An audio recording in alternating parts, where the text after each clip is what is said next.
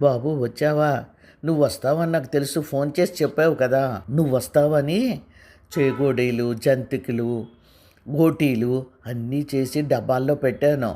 కోడలికి ఏమి నచ్చుతాయో నాకు తెలియదు, అయినా అవి చాలా కమ్మగా ఉన్నాయి, తను తింటుందిలే అని. ఏంటి నాన్న అదోలా ఉన్నావు అని గబాలను వచ్చి పవన్ చేయి పట్టుకుంది.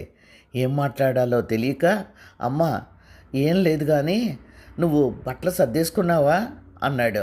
నువ్వు ఫోన్లో చెప్పావు కదా నాన్న, సర్దేసుకున్నాను. అది సరే కానీ ఏమిటి నాన్న అంత నీరసంగా ఉన్నావు, సరిగా తినడం లేదా ఉద్యోగంలో పడి అని అంది బాధగా. అయ్యో అదేం లేదమ్మా, బాగానే తింటున్నాను అని పవన్ అనగానే, మొన్న నేను చూశాను కదా వచ్చినప్పుడు, వంటవాడు సరిగా వండడం లేదు, నేను వాడికి ఎలా వండాలో నేర్పిస్తాను నాన్న అని అనగానే, సరే మనం బయలుదేరదామా అన్నాడు పవన్. నీరసంగా కనిపిస్తున్నావు, ఈ రోజుండి రేపు బయలుదేరదాం బాబు